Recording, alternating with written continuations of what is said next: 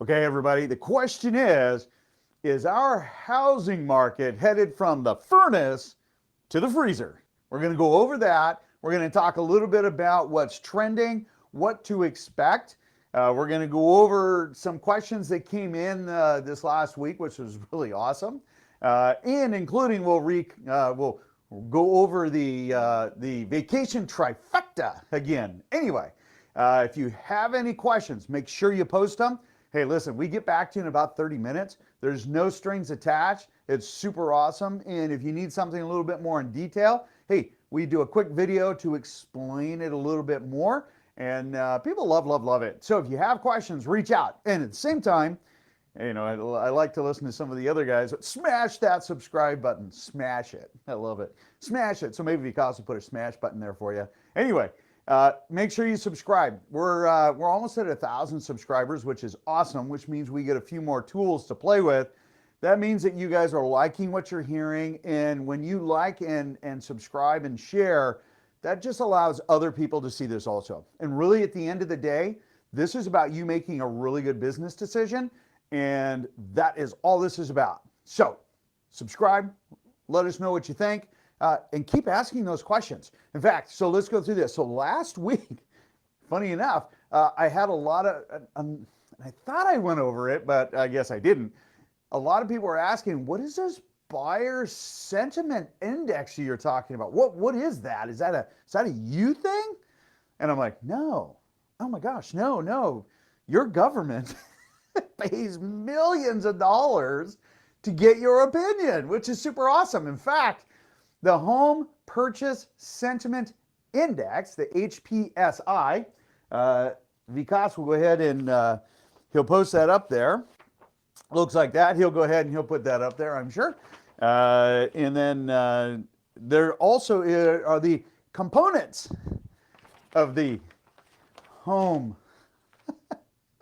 Purchase Sentiment Index. In other words, hey, how are you feeling? How are you feeling? What do you think the market's going to do? Is it a good time to buy? Is it a good time to sell? You know, they also have a builder sentiment index, okay? And it's just some of the metrics that people monitor to say, what's the general feel of the market? Okay, well, I get that. I don't know if they need to spend millions of dollars on it, but they do. And we just ask our clients and other agents that we network with to get what is that feel. And so we get a pretty good feeling. So I guess we're touchy-feely people. Anyway, it's a super simple index. And so last week, it had hit its lowest point. Now, did it hit its lowest point because everything was going crazy? No. It's like that, you know, it's like the Mike Tyson 1-2 punch, right? And in fact, a buddy of mine, he's like, hey, you need to use that other comment of yours. I said, it's not mine, it's Mike Tyson's, right? Everybody has a plan until they get hit in the face. And that's kind of what buyers have happened. You know, they've been dealing with escalations. They're dealing with, you know, limited inventory. They're dealing with, you know, the fact they have to give up so many contingencies, which then all of a sudden, bam, they get hit in the face. Why? Because interest rates go up. So they started pulling back. Well, that's a total natural response. You know, people are used to, you know, 3%, 3.5% rates. Okay, well, in a very short period of time, in fact, the fastest escalation, I think in over 40 years, it went from 3.5 to 5.5. Okay, well, that gives people a little bit of pullback when they look at, hey, my cost, my monthly cost just goes up 30% and nothing else changes, which means what I can buy for the same dollar price just went down $125,000, which is a pretty serious haircut. And people are a little bit cautious of that. So they started pulling back. It doesn't mean the market's heading down. Understand, if you're driving, okay, for those of you that drive, those of you that will be driving, as you're driving down the road, you're on the freeway, right? And you let your foot off the gas, do you immediately start going backwards? Of course not. You slow down. But does that mean that our market is going to slow down? put the brakes on completely, come to a complete halt, put it in reverse, back up, head the other direction? No, it's not. Why? Let's go over this. Okay. One super important thing to remember, okay? Perspective is everything. And I think that's really what today is going to be about, is perspective. Now, listen, nobody has crystal ball polish, even though I kid about that when I'm out meeting with clients and whatnot. Nobody has crystal ball polish, all right? And everybody makes an educated guess, okay? Or a guesstimate, right? And we all have our different things, and we all have different metrics that we're looking at. And again, you have to separate national news from local, because even during 2008, 2007 technical, through 2013, our market was one of the top 5 nationwide. And we have been one of the top markets nationwide, behind parts of California and whatnot. So when you take a look at that, and we take a look at what is trending and everything else, you have to kind of dismiss what's going on nationwide, and again, remain focused on what's going on here. How much influx, or how many people are coming into the state? How much housing do we need? How much housing are we short? Like millions of units short of being able to satisfy our housing. That's why the city of Tacoma in the core area is adding not 30,000 additional units like Seattle started about 10 years ago, 15 years ago. They're doing 80,000 in the core of Tacoma. Why? Because there's still a massive housing shortage. There we go. And understand that even today, okay, today we have, look at this number, 72.9. That's, let's call it 73% increase in inventory. That's a pretty staggering number when you think about it. But you know what? That's only 3,500 homes. That's because we have so few homes. So I keep hanging on to this piece of paper, you see, and you can see, and Vikas will show that up there, you'll see that big arch, that big curve. It is normal for this time of year to have this big curve, right? Because this right here, this is May, June, July. That's the greatest number of homes. That's our spring market. This is totally normal. This right here, woohoo, right there, right? 2,295 homes. That's almost 2,300 homes. That's absolutely awesome. Why? Oh my gosh, look at this. For the same month over month, that's only 1,500 home difference for the same month of May, year over year, right? Same month, okay? Which again, that's the entire Northwest MLS.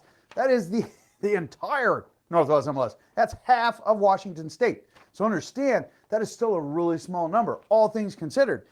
When you take a look at prior months, and I guess I could, or prior years, we should be cresting at about 22,000 homes, 20,000 homes. And today we're at 8,300. We're still less than half of where we should be at. Super, super low inventory. Now, again, boom, did the buyers put their brakes on? Sure, absolutely. Why? Because it is that there's a little bit of sense of loss, like, oh, dang it, I missed that 3.5% interest. Okay, well, 5%, and I think today Dan was quoting 4.5% for owner-occupied and 5.75% for non-owner-occupied homes or investments. Still staggeringly awesome. Okay, sure. There are buyers out there that said, oh, dagnabbit, I missed it. But they also know that there's still great value. Sellers out there, they know that if they price their home well, homes are still going off market within 7 to 10 days. Well, actually, it used to be 7 to 10 days. All right. Okay, so now we're not 7 to 10 days. We're at the 7, or actually we're between the 10 to 18 days. Okay, but are the prices going down, or are they still going up? Well, they're still going up. Are we still seeing homes going off market? Sure. We're dealing with a client, Alton, and he ended up making, I think it was 2 offers on both of those homes, had multiple offers. Both of them went 10% over list price. And they didn't even put a I'm going to really reduce my list price to create activity. No, they were at market value, right? And the market said, hey, no, we feel there's a greater value, in fact, by 10%. Okay? Understand the market, the buyers are still there. Okay? If the buyers are still there and the inventory right here is increasing, okay, which starts to mean that we're not seeing a market reversal. We're starting to see a little bit more of that pendulum, right? We got the what is that? The blind lady of law. Well, instead of being totally off kilter with the sellers, we came back a little bit. We're not level. We're more like this. We're not like this. We're like this. All right. We still put under contract 1,761 homes, and that's still in it. That number is still going up. Same thing with here, 1,423 homes still closed. Well, that number is still climbing. Why? Because remember, this is a lagging number. Always looking in the rearview mirror. These are what closed 30 days ago. So this number is going to continue to surge because of this number that is still under, that is going pending, and because we're seeing more inventory. So if you're a seller, I want you to think about this if you're a seller, okay? It doesn't mean that you go crazy on your price, because that is a very clear understanding with the people that the 167 that canceled, 701 that reduced. That's called a missed market opportunity. If you're still, even today, if we still have a huge drop in inventory compared to historically where we should be, no home should go unsold. That is called a bad expectation, okay? Sorry, I know.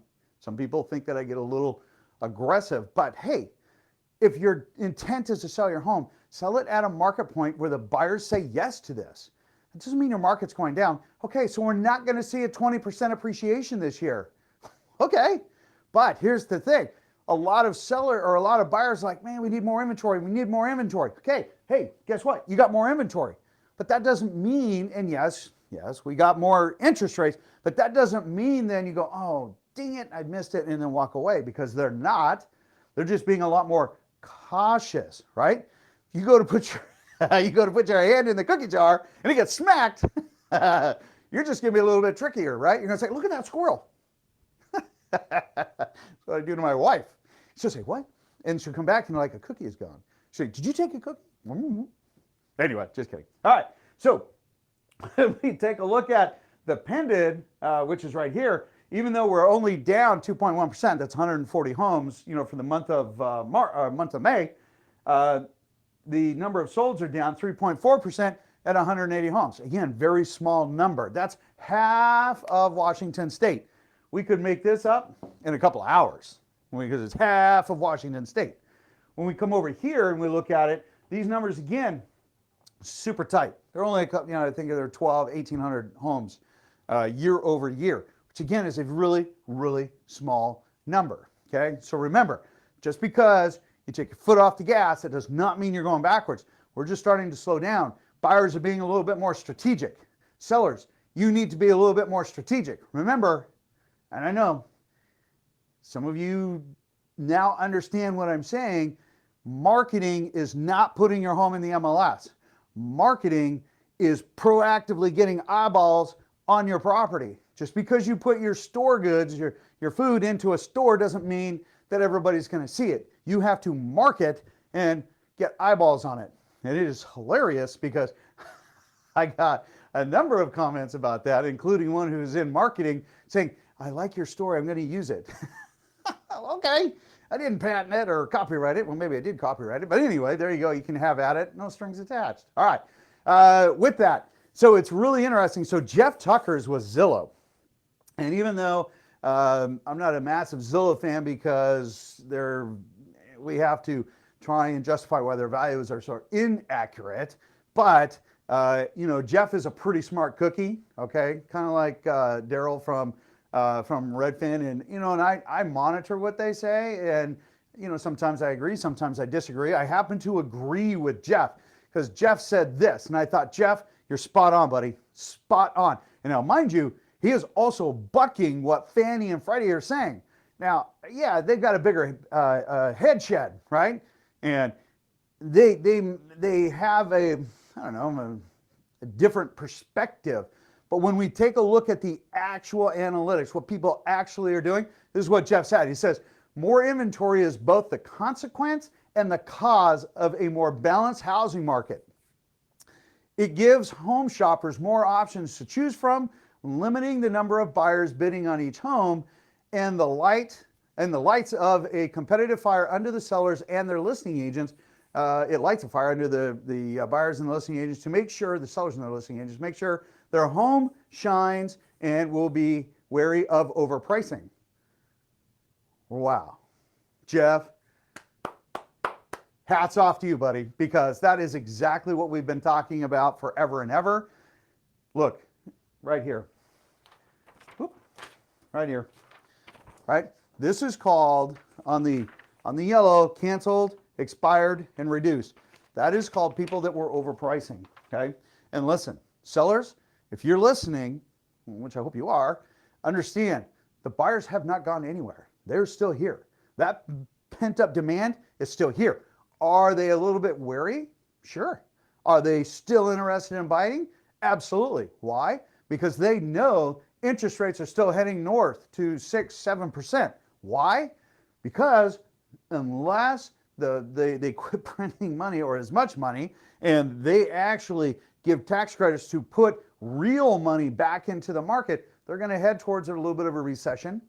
It's a given, which means that they're going to raise rates, okay, which means that the short-term rates, your HELOCs, your credit cards and whatnot, that's what the feds control. Those are going to go up, which means they're in business loans, that interest rate goes up, which means that they're going to be pulling money out of the businesses just in cost, because there's no benefit. Instead of allowing businesses to put money back into the industry or back into the economy organically, what's going to happen is that interest rates, because those are traded, your 2-year treasury, 10-year treasury, your bonds, mortgage-backed securities, monitor those. Those are publicly traded. As those dive down, interest rates go up. As those bonds and those markets go up, interest rates come down. Okay? Understand, if you're going to take and basically pull money out of the economy to pay debt, well, naturally, interest rates are going to have to go up because other areas are not going to perform as well, which means interest rates go up. There you go. Without delving too far into the economics of it, those are things that you're going to look at. Buyers know this, and the only way to hedge against inflation, to hedge against higher housing costs, since housing rental costs have gone up 17%. In fact, there was an article that was put out about Tacoma, and I think it was my friends over at the Puget Sound Journal that said 2-bedroom units in Tacoma were seeing the highest increase because 2 people were sharing housing, okay, maybe 2 friends, like we all did when we were younger, right, to share housing costs. And so that is the most popular unit, and those units are seeing the greatest increase in price. Well, okay, that's a given, right? And with that, that means that the only way to mitigate, to control that cost, well, is to buy a home and secure that, to fix that cost. That's the only way. Rates are still amazingly low and are still absolutely worth buying. Why? Because it is going to go up. And people who secure today at 4.5% to 5%, when everybody else down the road in a year or so, 2 years from now, is at 7.5%, they're going to say, wow, man, you got an amazing rate. Okay? Now, are we going to start to see some of the folks that have been in their home, that have refinanced, that are at 2.5% to 3.3%? Those folks aren't going to come to the table as quick. Just, it is what it is. Okay? Some of them will. Some of them need to move up. Some of them are going to do different options. Some of them are going to rent out that house because it pencils now and buy up, which means that they're going to be removing inventory, versus a seller which adds a house and takes away a house, which is a net zero to the inventory, or first-time home buyer who takes homes off the market, which is a net reduction in inventory, depending on which buyer profile that we're looking at. And that's how one of the metrics that we look at for our industry. All right. So Is our real estate market headed from the to the furnace to the freezer? No. Are we going to cool our jets a little bit? Yes. Are we still going to see an appreciation from this point moving forward? Yes. How much? Probably about 4% from here to the end of the year. That is still an upward trend. That's, some people say, well, that's flat. You can call it whatever you want. 4% is anything above zero, right? That's an upward trend. I don't care what you say. Get on a treadmill. You go at zero and go to 4% or 4% grade. Guarantee you're going to say, yes, that is uphill. Are we going to go down? No. Are we going to see our sales taper off, slow down? Of course. Why? There's that natural pullback. Okay. Hey, it's a given, but that doesn't mean that the buyers aren't there, because they are. And that was proven just this last week. Holy smokes, 1,761 is still a great number, and that will continue to increase all the way through our little trifecta. Trifecta, Memorial Day. It's next weekend, okay? Remember, Real Estate Ghost Town is starting. It already started. We're already hearing it. People are feeling it already. Out of school, that's the next thing, or what we call people going on vacation. Why? Because like today, it's beautiful, it's sunny, it's awesome, right? I'm going to go on vacation. Then all of a sudden, poof, we have the 4th of July. Okay, there's another long weekend. What? You mean 30 days after that we get another one? Yeah, called Labor Day weekend. I think I got those right. And so that's going to be bam, bam, bam. That's just a, for the market, it slows down. People want to get out. You need to market to get the people's eyeballs back on your property. Putting it in the store, putting it in the multiple listing service is not marketing. Remember that when you're interviewing agents. They need to have a marketing plan. How are they proactively? How much money are they spending? Yeah, marketing costs money. You ask anybody in marketing, does marketing cost money? Yes. There you go. All right. You guys have an absolutely beautiful day. Remember to subscribe. This is awesome information. You're getting real-time information for our area. Ask the questions, okay? The key thing is the market is doing just fine. It is normal. This is seasonal normal.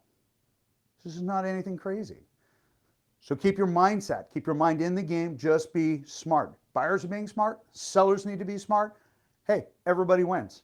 In the meantime, I'll catch you on the next video. You guys take care.